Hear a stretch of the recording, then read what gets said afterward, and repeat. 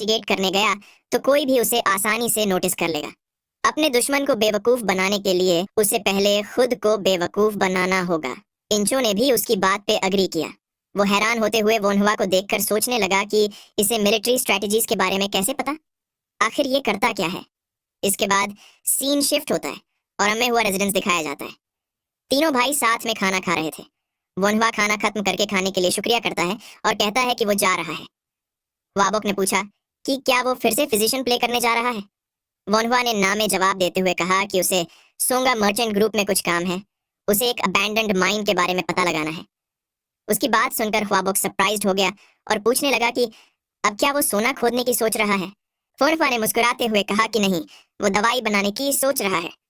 ख्वाबोक ने कहा कि फिर अगर उसे अबैंडन्ड माइन बोरो करनी हो तो उसे पैसे चाहिए होंगे। क्या उसके पास इसके पैसे हैं? अगर उसे चाहिए तो वो उसे बात कर सकता है, वो उसे कुछ पैसे दे सकता है। वोनहुआ ने मुस्कुराते हुए कहा कि इसकी कोई जरूरत नहीं है। वो अपने क्लिनिक के बारे में याद करते हुए कहने लगा कि उसके पास इनफ पैसे हैं। इतना कहकर वो वहां से जाने लगा। वाबक ने वाफेन के कान में फुसफुसा कर पूछा कि क्या उस छोटे गांव में इतने सारे पेशेंट्स हैं। वाफेन ने कहा कि उसने सुना था कि वहां बहुत सारे पेशेंट्स हैं, लेकिन वोनहुआ उनसे पैसे नहीं लेता।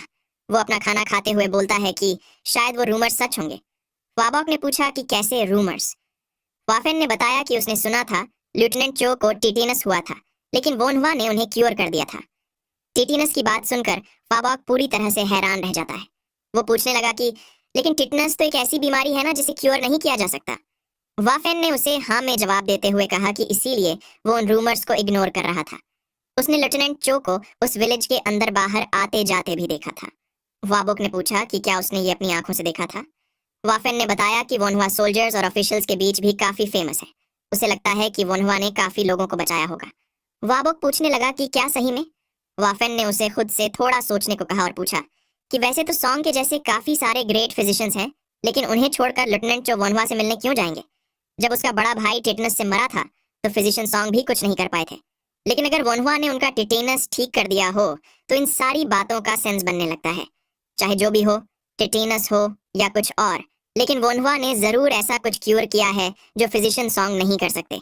उसकी बात पर वाबोक भी दंग रह गया। वाफेन ने आगे बताया कि रूमर्स तो ऐसे भी हैं कि फिजिशियन बोंग वोनहुआ से मेडिकल आर्ट्स सीख रहे हैं। इस पर वाबोक सरप्राइज होकर पूछने लगा कि क्या वो उस फिजिशियन बोंग की बात कर रहा है जो चाओ काउंटी के 3 बेस्ट फिजिशियंस में से एक है। वाफेन ने कहा कि वो उसी फिजिशियन बोंग की बात कर रहा है। अगर ये सारे रूमर्स सच निकले तो इसका मतलब होगा कि वोनहुआ की स्किल्स फिजिशियन सॉन्ग और बोंग से भी बेहतर है। वाबोक ने कहा कि वोनहुआ सच में काफी टैलेंटेड है, लेकिन ये अफसोस की बात है। अगर वो स्कॉलर बनता तो उनकी फैमिली वेल्थी बन जाती।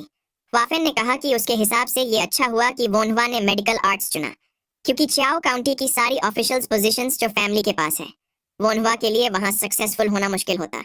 वाबोक ने कहा कि अब उसका पेट भर चुका है, इसलिए वो बुक्स पढ़ने जा रहा है। उसे कम से कम अगले साल के रिजल्ट के लिए कोशिश तो करनी ही चाहिए। वाफेन ने जाते हुए वाबोक को देखकर सोचा कि वो अब थोड़ा सॉफ्ट हो चुका है। उसे यकीन है कि बाद में वो भी वोनहुआ के डिसीजन को एक्नॉलेज करेगा। फिर वो सोंगा मर्चेंट ग्रुप के बारे में सोचने लगा। तभी उसे कुछ याद आया। वो बार वाला आदमी जिसने ऑलमोस्ट अपने दोस्त को मार डाला था, उसकी सरनेम भी सॉन्ग ही थी। उसका नाम था जोंग पन सॉन्ग, तो इसका मतलब वो सोंगा मर्चेंट ग्रुप से ही था। तभी जोंग पंग के आगे एक सर्वेंट ने ग्रीट करते हुए कहा कि उन्हें मिलने हुआ फैमिली से कोई वोनहुआ आया है। उसका नाम सुनकर जोंग पन सरप्राइज्ड हो गया। उसने सोचा कि हुआ फैमिली कोई इतनी भी खास नहीं है, लेकिन तभी उसे वो बार वाला इंसिडेंट याद आता है। वो इरिटेट होकर सोचने लगा कि आखिर वोनहुआ यहाँ क्यों आया होगा। उसने तो उसी वक्त उसे इनफ पैसे दे दिए थे। उसके अपने कमीने डोएस्ट और उस कमीनी औरत के साथ रिलेशंस भी बिगड़ गए थे। उस इंसिडेंट की उसके पास बस बुरी मेमोरीज ही हैं। उसने उसे याद न करने की भी कोशिश की, लेकिन अब ये यहाँ क्यों आ गया। उसने चेहरे पर झूठी स्माइल दिखाते हुए वोनहुआ को वेलकम किया। वो मन ही मन सोच रहा था कि परहैप्स वोनहुआ ये जानने के बाद कि वो एक मर्चेंट ग्रुप है, उनसे पैसे मांगने आया होगा। उन दोनों ने एक दूसरे को ग्रीट किया। जोंग ने चाय निकालते हुए पूछा कि उसका यहाँ आना क्यों हुआ। वोनहुआ ने उसे बताया कि वो सौ विलेज के नजदीक एक अबैंडन्ड माइन बोरो करने की सोच रहा था, और उसने सुन था कि उसे सोंगा मर्चेंट ग्रुप ओन करता है। जोंग ने उस अबैंडन्ड माइन को याद करते हुए कहा कि लेकिन अगर वो उसे बोरो करके वहां सोना ढूंढ भी ले तो शायद वो उसे अपने लिए क्लेम नहीं कर सकता। वोनहुआ ने उसे बताया कि उसने सोचा कि अबैंडन्ड माइन मेडिसिन रखने के लिए एक ग्रेट जगह होगी, क्योंकि मेडिसिन टेम्परेचर से सेंसिटिव होती है। जोंगपन सोचने लगा कि ये अचानक यहाँ आकर माइन खरीदना चाहता है। तो क्या उसे ये टेस्ट करना चाहिए कि वो कितना अफोर्ड कर सकता है? उसने वोनवा के सामने कुकीज दिखाते हुए उसे नाश्ता करते हुए बात करने को कहता है। वोनवा भी उसकी बात मानकर एक कुकी उठाकर खाने लगा। उसने सोचा कि क्या ये हनी है, क्योंकि इस ईरा में शुगर तो है नहीं, इसलिए ये पक्का हनी ही होगा।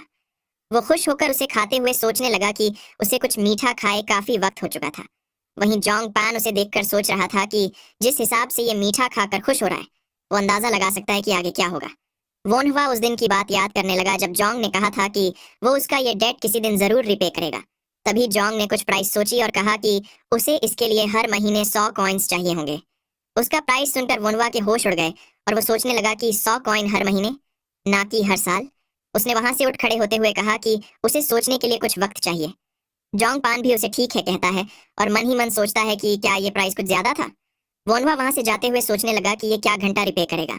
हर महीने के 100 कॉइन्स के हिसाब से तो वो किसी को माइन खोदने के लिए ही हायर कर ले। उसके जाते ही जोंग पान ने चैन की सांस लेकर मुस्कुराते हुए सोचा कि तो ये ऐसे ही चला गया। उसे ये थोड़ा बॉदर कर रहा है, लेकिन इससे कोई फर्क नहीं पड़ता क्योंकि उसे गरीब फैमिली के साथ रिलेशंस रखने की कोई जरूरत नहीं है। इसके बाद हमें वोनवा का क्लिनिक दिखाई देता है। वो अंदर आते हुए कहता है कि वो वापस आ गया। वो अभी भी काफी गुस्से में लग रहा था। इंचो ने उसका चेहरा देखकर कहा कि शायद उसकी डील अच्छी नहीं गई। वोनहवा चिढ़ते हुए कहने लगा कि जोंग पान उसे बिल्कुल इडियट की तरह ट्रीट कर रहा था। तभी इंचो ने उसकी तरफ एक बक्सा बढ़ाते हुए कहा कि ये प्योचुंग ने उसके लिए भेजा था। वोनहवा ने सोचा कि तो आखिरकार ये आ ही गया। उसके अंदर रखे सामान को देखकर उसने मन ही मन कहा कि ये तो उसने सोचा था उससे भी बेहतर है। इंचो ने बताया कि प्योचुंग ने कहा था कि वो बारी बारी से एक एक सामान भेजेगा और उसे कोई दिक्कत ना हो तो उसे बनाना जारी रखेगा। वोनहवा ने खुशी से अपना नया इक्विपमेंट देखते हुए कहा कि हाँ, इतना ही काफी है। उसने सोचा कि उसे ओबो को इसे यूज करना सिखाना होगा। ओबो उसे असिस्ट कर सकता है। अगर वो लोग प्रिसाइज ऑपरेशन कर पाए तो वो आसानी से उसकी माँ पे गॉल ब्लैडर रिमूवल सर्जरी कर सकते हैं। थोड़ी देर बाद वोनहवा घर पहुंच जाता है। पहुंचते ही वो सीधा अपनी माँ से मिलने जाता है। वो उनसे पूछने लगा कि अब उनकी तबीयत कैसी है। उन्होंने बैठते हुए कहा कि वो पहले से बेहतर है। वो पूरी तरह से ठीक नहीं है, लेकिन उसकी बताई हुई मेडिसिन काफी अच्छी है। वोनहवा को भी ये सुनकर राहत हुई। उसने मुस्कुराते हुए कहा कि तो फिर वो उनको चेक करके देखेगा। वो उनकी स्टमक पे प्रेशर देते हुए पूछने लगा कि उन्हें कैसा फील हो रहा है। मैडम हुआ ने कहा कि उन्हें थोड़ा स्टिफ फील हो रहा है। वोनहवा उनके स्टमक पे अलग अलग ऑर्गन्स पे प्रेशर देकर फीडबैक लेने लगा। तभी उसकी माँ दर्द से कराह उठी। वो पूछने लगी कि ये इतना ज्यादा दर्द क्यों कर रहा है। वोनहवा सोचने लगा कि क्या ये इंटेस्टिनल इस्कीमिया है। ये कॉम्प्लिकेशंस इतनी जल्दी कैसे आ गई। उनका लिवर ठीक से बाइल यानी कि पित्त नहीं निकाल रहा और इसकी वजह से उनका स्मॉल इंटेस्टाइन स्टिफ हो चुका है। ये दिक्कत सिर्फ कोलेसिस्टाइटिस से नहीं हो सकती। इसके पीछे पक्का कोई और रीजन है। क्या ये लिवर से रिलेटेड हो सकता है? इतना सोचकर उसने जैसे ही लिवर पे प्रेशर दिया, उसकी माँ दर्द से चीख उठी। वोनहवा ने उन्हें स्टमक पे लेटने को कहा। उसने उनकी पीठ चेक करते हुए सोचा कि ये तो वाकई में सूज चुका है। ये तो फैटी लिवर के सिम्टम है। गॉल ब्लैडर से निपटना पहले से ही मुश्किल था और अब उनका लिवर भी ट्रबल में आ चुका है। इसी की वजह से उन्हें कुछ कॉम्प्लिकेशन हो रही है। उसने अपनी माँ से पूछा कि क्या वो थकान महसूस करती है। मैडम हुआ ने कहा कि उन्हें नहीं पता कि दिक्कत क्या है, लेकिन वो चाहे जितना भी सो लें, उन्हें हमेशा थकान ही महसूस होती है और साथ ही पूरा बदन भी दर्द करता है। फिर वोनहवा ने उनके पैर पे प्रेशर देकर चेक करने लगा। उसकी माँ ने दर्द से कराहते हुए कहा कि उन्हें वहां थोड़ा ज्यादा दर्द हो रहा है। वोनहवा ने मन ही मन कहा कि उनका लिवर सूज जाने की वजह से उससे और गॉल ब्लैडर से रिलेटेड मेरिडियंस भी दर्द करने लगी है। उसने अपनी एक्यूपंक्चर नीडल निकाली और उसे उनके पैर में लगाते हुए सोचने लगा कि इससे उन्हें थोड़ा वक्त मिल जाएगा, लेकिन ये मुश्किल होगा। अगर उनकी किस्मत रही तो 6 महीने में, वरना तो सिर्फ 3 महीनों में ही उन्हें अक्यूट यानी कि तीव्र के दौरे पड़ने लगेंगे। लेकिन उनका लिवर अचानक से खराब क्यों हो गया? उसे इसका कारण पता लगाना होगा ताकि वो इसे और बिगड़ने से रोक सके। तभी वहां पर कुछ लेकर एक मेड आ जाती है। उसने वोनहवा को कहा कि अब मैडम का दवाई लेने का वक्त हो चुका है। वोनहवा ने उसकी ओर देखा और पूछने लगा कि क्या वो उनसे बात कर सकता है। कमरे से बाहर निकलकर उसने मेड से पूछा कि क्या उसकी माँ अल्कोहल पीती है। उसकी बात सुन वो मेड चौंक गई। वो घबराते हुए मना करके कहने लगी कि नहीं नहीं, वो अल्कोहल नहीं पीती। वोनहवा को पता चल गया कि वो झूठ बोल रही है। उसने मन ही मन कहा कि इस ईरा में अल्कोहल पीने वाली औरतों को अच्छा नहीं माना जाता। अगर वो अल्कोहल पीती है तो साथ ही साइड स्नैक्स भी खाती ही होगी। उसने मेड से पूछा कि वो साइड स्नैक में क्या खाती है। मेड ने बताया कि वो काफी सारा पोर्क फैट खाती है। ये सुनकर वोनहवा के होश उड़ गए क्योंकि ये एक वर्स्ट कॉम्बिनेशन था। उसने अपना सिर पिट लिया और सोचा कि अल्कोहल के साथ इतना ज्यादा फैट खाएगी तो ऑफ कोर्स उन्हें फैटी लिवर तो होगा ही। वो कमरे के अंदर जाकर अपनी माँ को कुछ समझाने लगा। उसने बताया कि अब से कुछ टाइम के लिए उन्हें अल्कोहल पीना या मीट खाना अलाउड नहीं है।